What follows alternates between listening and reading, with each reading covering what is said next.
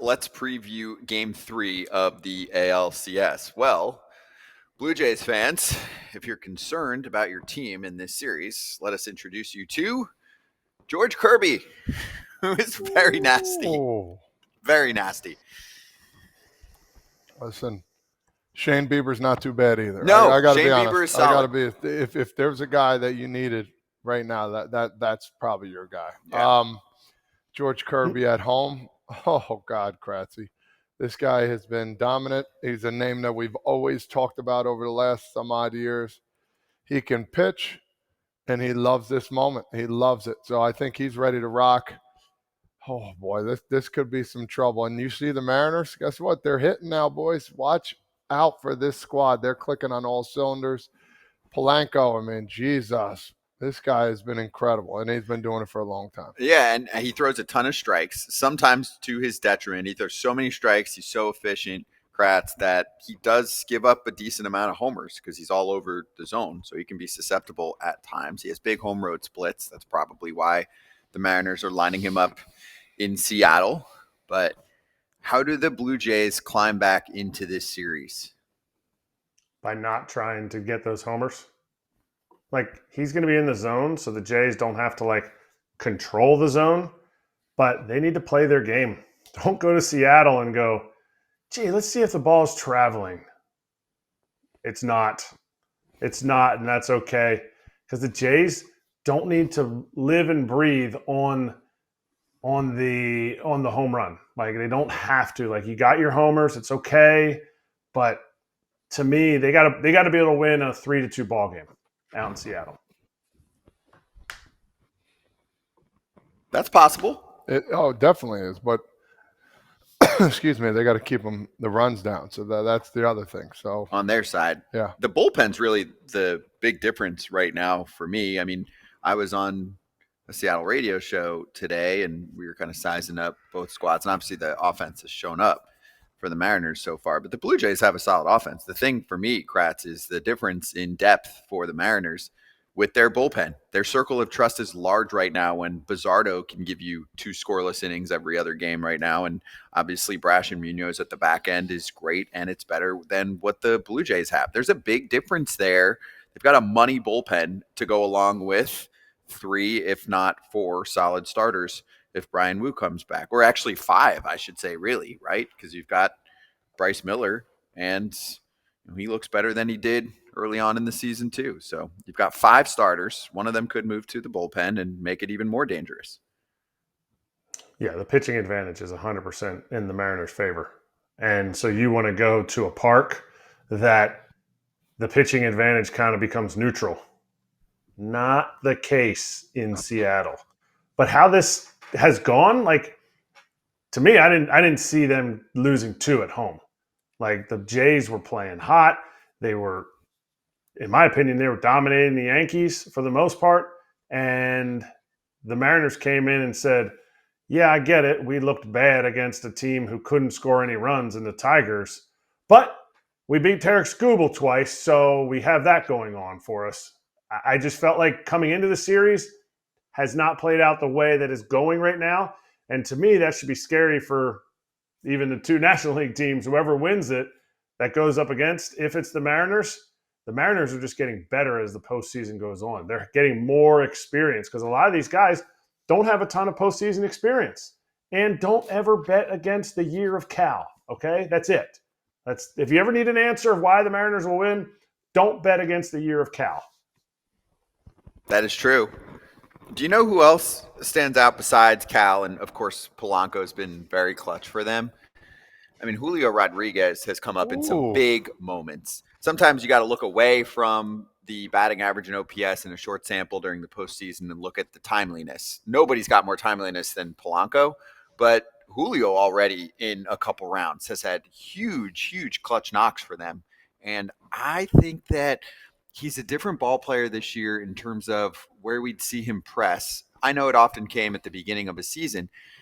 It felt like it was Julio and the Mariners. Now it's Cal and the Mariners, and it's a 1 through 9 that's legit. Yes. So there were times where you'd look at his ABs and you're just like, he doesn't swing at that, but he does right now for a month or two. And then he gets himself into a rut, and then his numbers look bad and things can tumble. I don't think we have that version of Julio anymore. Even listen to a TV broadcast, right? Like a postseason game, Przinsky and Waino and Adam Amin were just on the last round, and now you've got Smoltz and Joe Davis. They're not spending a large chunk of the broadcast talking about Julio. He's just one of the parts of this great team. In the past, it was like, well, Julio's got to step up. He's got to have a huge game. Now he doesn't. But when he does, it's great for them. Don't you feel like this is by far the best lineup he's ever been a part of?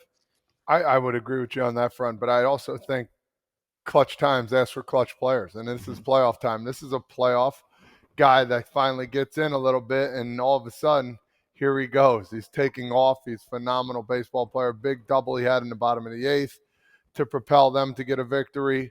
And then all of a sudden, a 3-run homer. Like the guy's clicking on all cylinders, and he's not doing it like cockily or fancily, if that's even a fancy at all. Like he's just going about his business and being a ball player and not worrying about all the jazz and glitz and everything else. Just go out and play. And it's been very, very nice to watch. I'm making up words here as I go on. Kratz, you have to use cockily and fancily in whatever you're about to say. Fancily. Okay. Josh Naylor is definitely running the bases cockily. And fancily is when there's a fan up in the area. I don't know. Julio Rodriguez may not be that poster child that the Mariners organization has tabbed him to be. But remember, he's also 24. Like this guy's he's somewhere in between superstar and all-star status. Like he's a great piece to the organization. But just as we talked about the last 3 years, man, this team in the playoffs, they've had the pitching. Why can't we add to the offense? I don't think there's anybody that's benefited more from a Eugenio Suarez and Josh Naylor coming into this lineup than Julio Rodriguez. Yes, Cal has taken a lot of the weight off of Julio's shoulders, and it's not something I think that weighs on him every day.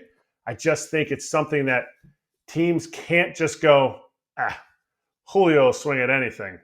Boop, boop, just throwing balls way out of the zone, and Julio strikes out. Well, why did Julio strike out? Because he had to get the job done.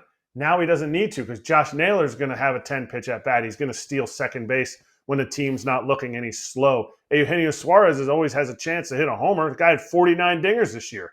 So they added pieces around an already really, really good player in Julio. It enables him to shine. Mm-hmm.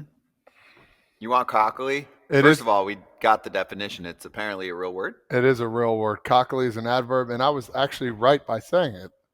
To act in an overly bold, arrogant, or self-confident way. So he's not acting cockily. Exactly. I was spot on with Julio Rodriguez's term. Yeah. I think the Mariners offense, boom, thank you. Okay? Education with Todd Father. I know I was right. I've gotten some. I knew I was right.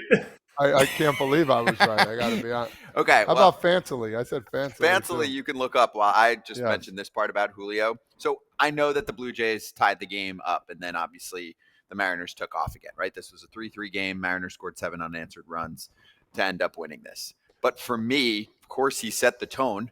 It's a scoreless game where in the first inning, Trey Savage is coming off a ridiculously dominant performance against the Yankees. 5 1/3 hitless, 11 strikeouts, 2 base runners. He looked like he should have been, as Kratz would say sometimes, promoted to another level because this level of hitters could not handle him. Julio's like, cool, splitter, hanger, there's one. I'm going to smash it. Obviously he did, makes it 3-0, stayed back, was able to pull it fair. And I think that really set the tone where they're like, hey, right now, this is the nastiest that they have to offer, and we're still beating it. And the confidence factor was there, and they were excited to crack open the bullpen because that's the weak spot for this team. So super, I don't want to say underrated part of that game one, but it was so far back in the beginning that I just want to make sure it gets a lot of love because it was huge for Julio. Did we find out if fancily is the word? Yep. An elaborate, showy, or decorative way, often with excessive ornamentation or an unnecessary complexity. Mic drop. Okay? I am smart. Yeah. If you have a spelling bee coming up, Todd Father. You can It's just, you know rent what? an hour It with took Todd me off Father. guard because it's the words that I've never really used. I thought that you were thinking fancy and I did. cocky, and you just put an illy on it. Illy, and but guess what? You put it's an real. illy on anything. It's like putting ketchup on anything; it'll taste good. How you doing? You can put an illy on anything. That's how we talk about the ALCS. This is for everyone listening right now. What are you wearing right now? And why isn't it MeUndies? Kratz, it is time for everyone to upgrade and get that super soft micro modal glory. So good that you don't want to take it off. The reason I'm stone facing you is because that's how soft they are. It's ridiculous. Like I don't even understand what kind of material it is. It's got to be something space age for your butt. Signature super soft micro modal fabric, breathable, stretchy, unbelievably cozy. And now you can even get glow in the dark, part of the Halloween line. Right now, as a listener of FT, you can get cozy and spooky for less with deals up to 50% off at MeUndies.com/foul. Enter promo code FOUL. That's MeUndies.com/foul. Promo code FOUL for up to 50% off MeUndies. Comfort that's made for fall. Tell us how we're going to start glass half full. The Blue Jays can come back in this series. You see a lot of Blue Jays ball all year. You've seen them come back in many games. How do they come back in a series like this? What needs to click? Yeah, it's a tough one. Thanks for having me. First of all, twice in one day, Kratzy. This is a pleasure. It's tough. Look, they led the league in comeback wins this year, like you alluded to there. They had 49 of those, and this isn't the same as coming back within a game, obviously. But I think they have to look at some of that DNA, some of what let them fight back. They started the season really poorly. They almost squandered a 6-game lead in the month of September when the Yankees were so hot there. So this is a team that's, by their own doing at times, put their backs against the wall a little bit here and there over the course of the season. It's not an entirely unfamiliar position. The bat's got to get going, though, because, Shane Bieber, Max Scherzer, those guys are very, very good pitchers with a lot of track record and a lot of name value. They have not quite looked like Shane Bieber and Max Scherzer the last little bit, and you're headed into a tough place to hit against George Kirby and Luis Castillo. The bats have to find a way to turn it around, and I would love to say it's as simple as, be a little more selective at the plate, get the pitch counts up, etc. But this is a team that's thrived off of being pretty aggressive for most of the year, and I don't think they're going to want to get too far out of that identity. So, they got to kind of play their game a little bit better, which is overly simplistic. But you dive into some of the numbers. There's nothing striking there. There's nothing standing out. They're jumping on all these first pitches that Seattle pounds the zone with. They're just not doing anything with them, especially the stuff over the heart of the plate. So, with the exception of George Springer and Nathan Lucas, no one's really had much going at the dish. They've got to hit. And if you get a guy like Bryce Miller on the ropes like you did in the first inning of Game 1, if you get Logan Gilbert on the ropes like you did a little bit in Game 2, you got to take advantage of that because this Seattle bullpen is pretty good and pretty deep. And they've gotten, I think, 1 hit and no runs off of outside of the first 2 innings in this series so far. Got to be a better job starts with the bats for sure. We're looking at the pitching because the Mariners on paper have the advantage. Do you, watching this Jays team, would you rather have Shane Bieber, Max Scherzer, or would you rather go Shane Bieber bullpen game like you had in Game 4 against the Yankees? As much angst as a bullpen game gives you, which would you rather have? Yeah, I think, look, why they did the bullpen game in a 5-game series with, off days after every 2 games, I get a little bit more. But it got dicey quick. Shane Bieber didn't make it out of the 3rd inning in Game 3 against the Yankees. So it started to look pretty precarious there. Fortunately, they got through it. John Schneider and Pete Walker with a great job in that one. I'd lean toward Max Scherzer. I think the leash would be pretty short, given that he had a pretty disastrous September. But he looked good for a lot of July and a good chunk of August there. It's Max Scherzer. You trust him to some degree to be able to figure it out. We've heard good reports about he's thrown a couple 5-inning sim games pitching to guys like Bo Bichette and Joey Loperfido and Ty France, who are still around the team. So you hope it's Max Scherzer. No one knows how to figure his stuff out more than Max Scherzer does. So he's had a couple of weeks here to work through that stuff. I just don't think you've got the bullpen arms in a series where if you do extend the series, you've got 3 game days in a row. You just showed them your bullpen a lot the last 2 games. And even though the Jays weren't even in the wild card series, they've had more reliever appearances already in the postseason than anyone, and their bullpen ERA is up over 6. So I think everyone kind of thinks of, oh, the bullpen day was really effective. They only allowed 2 runs to the Yankees over 9 innings. Everything for their bullpen other than that game has been really, really rough. So I think you hope Scherzer can give you 2 times through the order, and he's probably not going to look like vintage Max Scherzer, but if he can give you twice through, get you 4 and change, maybe even get you to 5, keeping that to like 2 earned runs, I think that's better than what your bullpen could cobble together at this point. With all those things you just said, the bullpen ERA is not good. The fact that Max is going to go short, does this mean John Schneider has to really lean on Shane Bieber, like past a point where we haven't, as a Jays fan, haven't been seeing the starters go? Like, are we looking at 90 to 100 pitches from Shane because of what's looming? Certainly more than the 54 he threw against the Yankees. And this has come up 3 times now. And the Shane Bieber one, I understood a little bit. I probably would have had him, with a little bit more leash than that, just given that you were lined up for a bullpen day the next day. But I get it. If you win game 3, you don't need the bullpen day. You've swept that series. The Trey Savage one yesterday, the velocity was down. He wasn't getting a ton of swing and miss. I can understand it at least. It's the Kevin Gausman one that kills me, where it's Kevin Gausman, it's your ace, it's the guy you're paying. He's on extra rest. He's only at 75 pitches. You let him face Cal Raleigh for a third time, who has terrific career numbers against them, but then you don't trust them with kind of Jorge Polanco and beyond in the order. So yeah, you can't do this every game. You don't have the bullpen arms, even with Chris Bassett and Eric Lauer in there, who can give you a little bit of length. I just don't think there are enough guys there that they trust. So I think, yeah, you want to get 6 out of Bieber in game 3 there. He got chased in the 3rd inning against the Yankees, and his stuff wasn't like amazing, but we talked to him the other day, and he didn't seem, watching his start back, he didn't seem all that concerned that he was that far away from being what he had looked like in those first couple starts. He's obviously a guy who can command the ball pretty well and limit the walks. And then the one thing that's gotten him, at least late in the regular season, was he gave up a lot of solo home runs. That's going to be a little tougher to do in T-Mobile Park this time of year. So hopefully he can help keep the ball in the park that way. But yeah, I think the way this thing lines up with Scherzer / bullpen guys game 4, even with turning it around to Gausman game 5, if you extend the series, you gotta hope you can get 6 out of Bieber. I don't know if this front office and this coaching staff would task a guy with going through an order a 4th time if things are going well. So I think 6 is probably where you're hoping for Bieber. And then, yeah, you can just kind of lean on your best 2-3 guys at the back.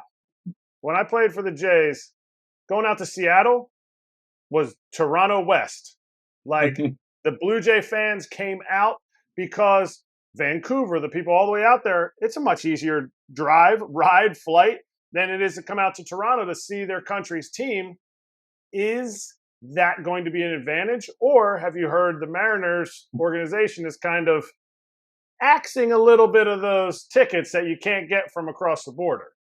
Yeah, I don't know how the ticket resellers try to enforce that stuff. I think if you want a ticket, you can find your way to a ticket. And I used to live in Vancouver. I've made that trip before. It's a ton of fun to do that. So I think you'll definitely see Blue Jays fans doing that. It's been pretty funny here, where there are a lot of Mariners fans in BC as well. So it's been pretty fun online and hearing some chatter. I had a Mariners fan at the Jays game yesterday yell out to me. So I do Raptor stuff as well. A guy in a Mariners jersey yelled out, "See you on the Raptor show on Monday," which I thought was a pretty good chirp. So I think it'll make for a pretty good environment. Jays fans do a good job showing out like that. And I would hope the Mariners fans, have some fun with it. And it's a good kind of back and forth, because the Mariners fans are still going to be, they've been so hungry for a playoff run like this, for a team this good. I think they'll be pretty fired up in their own right. It's probably pretty pricey to get a ticket if you're a Toronto fan coming down from Vancouver for these ones.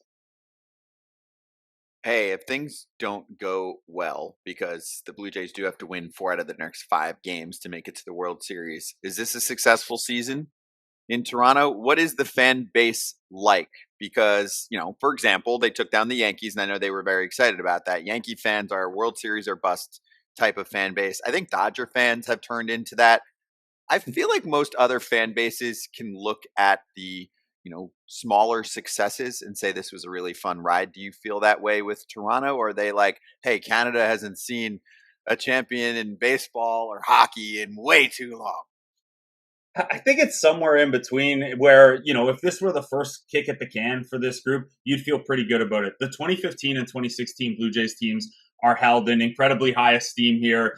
Every one of those guys is throwing out a first pitch at every home game in this run. I'm trying to book them on my show and things like that. And those teams only went to the ALCS. You can think of runs like that pretty fondly. I think with this group, it's a little bit different because this is, year 6 of the Bo Bichette, Vladimir Guerrero Jr. core. It's year 9 or 10 of Ross Atkins and Mark Shapiro at the helm. This is their 4th kick at the actual playoffs. It's their first time actually winning a game and advancing around. So I wonder if fans will maybe not see it in the same light as 2015, 2016, where that was kind of its own standalone 2-year, we're going for it, and then it's going to be a rebuild after that. I don't know. Like in a vacuum, an ALCS run is pretty successful. Only 4 teams get here. There's stuff to build on. But when you look at this is Bo Bichette's last year, you're on your 3rd manager in this core, a decade in for this front office group. A lot of guys who are going to be free agents after the season, or the guys who are sticking around are into their mid-30s.